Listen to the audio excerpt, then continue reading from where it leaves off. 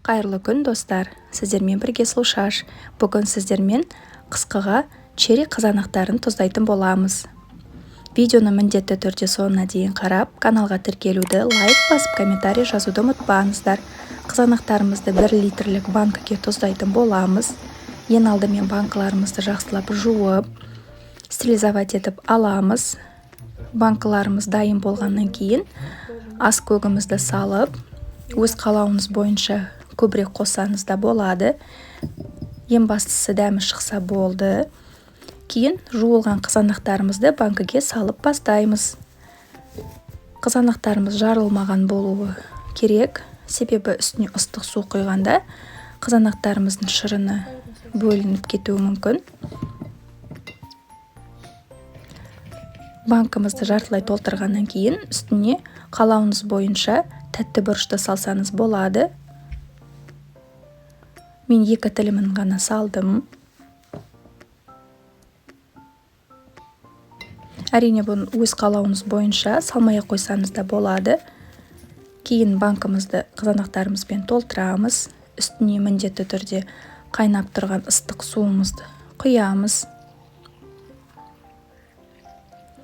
Банкымызды толтырып, ауыздарын қақпағымен жауып, банкаларымыз әбден суығанша қалдыратын боламыз. Банкалар суығаннан кейін суын төгіп аламыз кастрюльге. Кастрюльге құйып, қазір маринад дайындайтын боламыз. 1 литрге 1 ас қасық тұз және 3 ас қасық қант саламыз. Қанты көп емес, уайымдамаңыздар. Дәмін татқанда қызанақтар міндетті түрде сізге ұнайтын болады.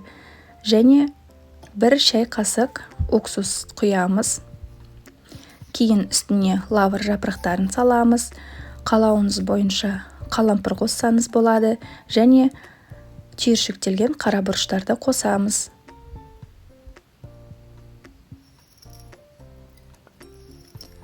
Өзіңіздің қалауыңыз бойынша әртүрлі приправалар қоссаңыз болады. Кейін үстіне сарымсақ қосамыз. Мен 2 данадан салдым. Майдалап турасаңыз болады, немесе турамасаңыз да болады, өз қалауыңыз бойынша. Кейін қайнатылған маринадымызды банкалардың үстіне құйып, банкаларымызды жабамыз.